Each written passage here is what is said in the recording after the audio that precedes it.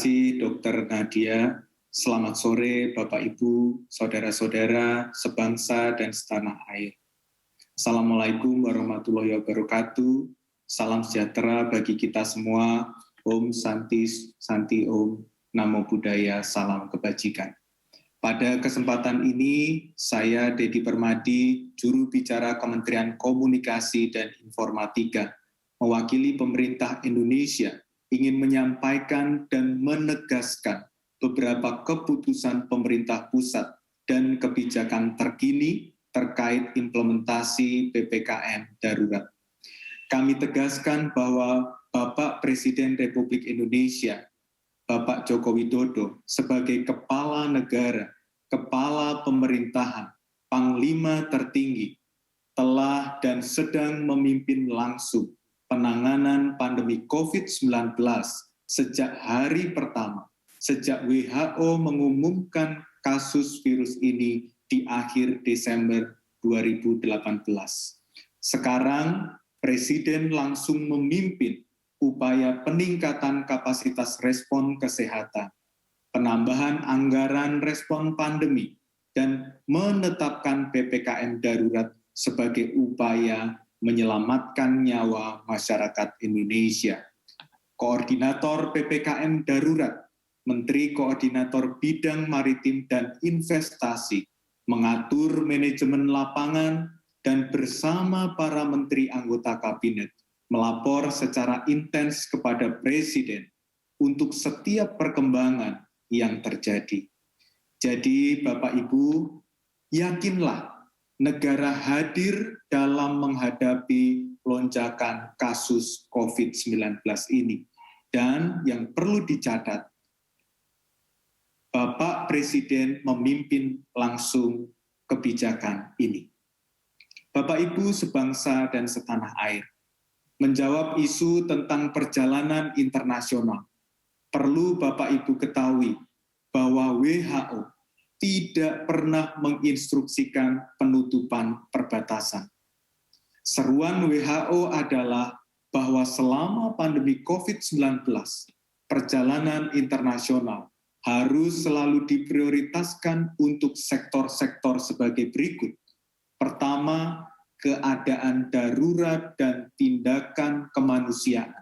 Kemudian, perjalanan personel esensial atau tidak tergantikan dan sangat penting.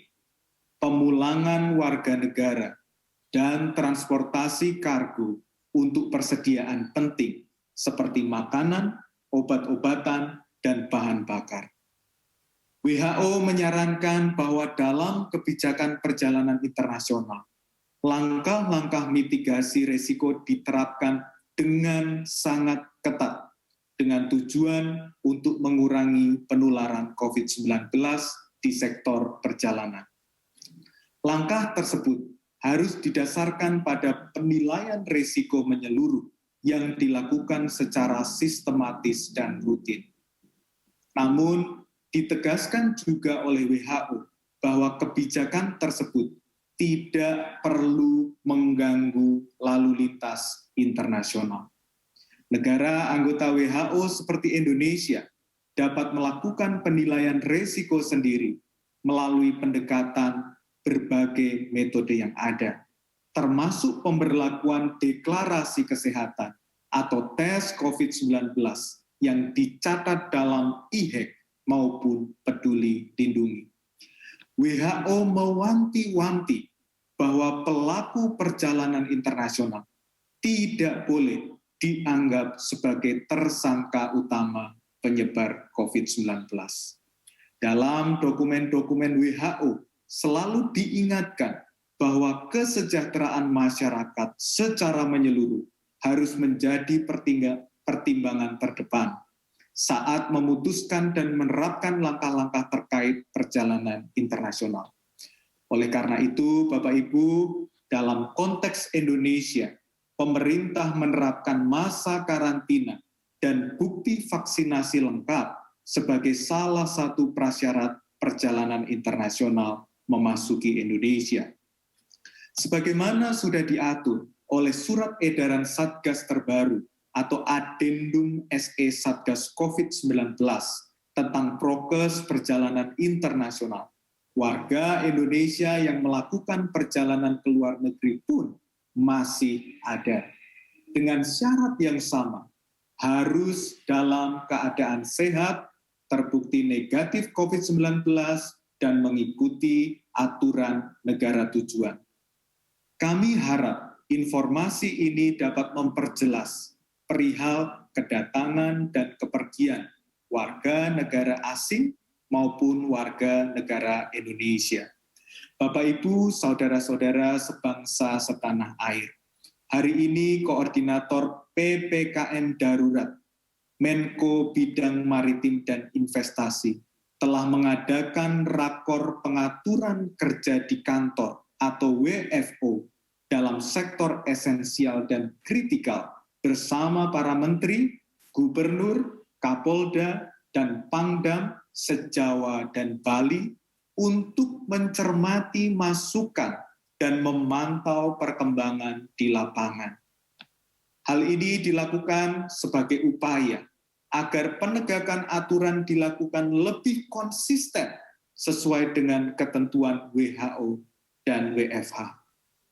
Koordinator PPKM Darurat telah mengusulkan revisi untuk bidang-bidang yang dapat dimasukkan sebagai sektor esensial dan non-esensial, seperti kritikal, agar lebih sesuai dengan kebijakan masa PPKM Darurat. Usulan revisi sektor esensial adalah sebagai berikut. 1. Dalam sektor keuangan dan perbankan, diusulkan hanya meliputi asuransi, bank yang berorientasi pada layanan pelanggan, dana pensiun, dan lembaga pembiayaan. Kedua, sektor teknologi informatika dan komunikasi, meliputi operator seluler, data center, internet, pos, dan tentunya pekerja media terkait dengan peran penting mereka dalam penyebaran informasi yang resmi dan benar dari pemerintah kepada masyarakat. Ketiga, untuk industri orientasi ekspor, diusulkan agar pihak perusahaan harus menunjukkan bukti contoh dokumen pemberitahuan ekspor barang atau PEB selama 12 bulan terakhir atau dokumen lain yang menunjukkan rencana ekspor dan wajib memiliki IOMKI atau izin operasional dan mobilitas kegiatan industri. Untuk semua bidang yang disebutkan tadi dapat beroperasi dengan kapasitas maksimal 50% staf. Sementara bidang yang masuk sektor kritikal diusulkan melingkupi 1.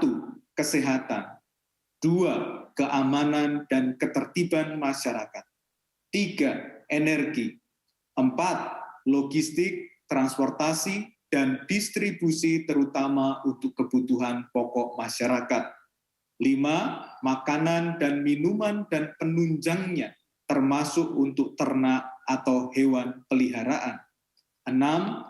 Petrokimia, 7. Semen dan bahan bangunan, 8. Objek vital nasional, 9. Proyek strategis nasional, 10. Proyek konstruksi, dan yang terakhir ke-11, utilitas dasar seperti listrik, air, dan pengelolaan sampah. Untuk bidang kesehatan dan keamanan dan ketertiban masyarakat dapat beroperasi maksimal dengan kehadiran staf 100% tanpa ada pengecualian. Untuk bidang energi sampai dengan utilitas dasar dapat beroperasi 100% dengan staf maksimal hanya pada fasilitas produksi, konstruksi, dan pelayanan kepada masyarakat. Sementara operasi perkantoran yang bertujuan mendukung operasional, kehadiran stafnya maksimal 20%. Dalam waktu singkat, Menteri Dalam Negeri akan segera melakukan revisi terhadap peraturan sektor esensial dan non-esensial dan kritikal seperti tersebut di atas. Untuk diketahui juga bahwa Menteri Ketenagakerjaan telah menerbitkan surat edaran tentang optimalisasi penerapan protokol kesehatan di tempat kerja dan penyediaan perlengkapan serta sarana kesehatan bagi pekerja atau buruh oleh perusahaan selama pandemi COVID-19 yang diterbitkan pada tanggal 3 Juli 2021. Menaker meminta perusahaan agar mematuhi aturan pengetatan aktivitas di tempat kerja yang telah ditetapkan dalam pelaksanaan pemberlakuan pembatasan kegiatan masyarakat atau PPKM darurat. Menaker meminta kepada para gubernur untuk menyampaikan himbauan kepada pengusaha atau pimpinan perusahaan agar mengoptimalkan pelaksanaan edaran tentang rencana keberlangsungan usaha dalam menghadapi pandemi COVID-19 dan protokol pencegahan penularan COVID-19 di perusahaan yang telah diterbitkan sebelumnya.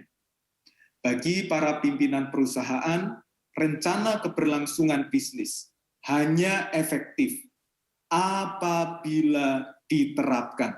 Sekali lagi saya ulangi, pesan Koordinator PPKM Darurat, Menko Bidang Maritim dan Investasi, pelajari dan laksanakan. PPKM Darurat adalah tindakan bersama, menyelamatkan nyawa, melindungi sesama. PPKM Darurat bertujuan menurunkan kematian. Hari ini Bapak Ibu, tercatat lebih dari 1.000 kematian karena COVID-19. PPKM darurat ditujukan untuk menurunkan penambahan pasien baru yang sejak semalam sampai per jam 2 siang hari ini bertambah lebih dari 34.000 orang. PPKM darurat bertujuan mengurangi beban nakes dan rumah sakit yang hari ini merawat lebih dari 340.000 orang. Patuhi aturan PPKM darurat. Saya ulangi sekali lagi, patuhi aturan PPKM darurat. Kurangi mobilitas, jauhi kerumunan, sabar dulu dalam 2 pekan ini. Tidak perlu berkumpul, di rumah dulu. Keluar rumah hanya kalau sangat mendesak dan ada agenda penting, misalnya untuk ikut program vaksinasi. Koordinator PPKM Darurat telah meminta kepada Menteri Kesehatan dan Menteri Perindustrian untuk segera fokus mengalokasikan vaksin kepada sektor industri untuk mempercepat proses vaksinasi dengan dukungan dan peran sektor swasta. Koordinator PPKM Darurat juga meminta agar Kadin Indonesia dapat segera mempercepat program vaksin gotong royong. Koordinator PPKM Darurat juga telah menyampaikan kepada para gubernur, bupati, wali kota, dan aparat terkait untuk menaikkan jumlah suntikan vaksin dan sekaligus mengurangi jumlah mobilitas masyarakat. Ingat, Presiden memerintahkan bahwa mobilitas masyarakat harus betul-betul dapat diturunkan sampai angka 50% pada masa PPKM darurat ini. Jadi, khusus kepada pimpinan daerah, mohon aturlah mobilitas penduduk yang agenda prioritasnya adalah pergi ke sentra vaksinasi. Hingga Selasa kemarin, 6 Juli 2021, lebih dari 47,8 juta dosis vaksin telah diberikan kepada sekitar 33,5 juta orang yang menerima vaksin dosis pertama dan sekitar 14,3 juta sudah mendapatkan vaksin dosis kedua. Ayo Bapak Ibu, daftar dan dapatkan vaksin sekarang juga. divaksinasi, ditambah dengan memakai masker double, tinggal di rumah, sering mencuci tangan, dan menjaga sirkulasi dan ventilasi dengan ruangan dan rumah adalah ibadah sosial kita saat ini. Muamalah yang kita lakukan untuk saudara sebangsa dan setanah air.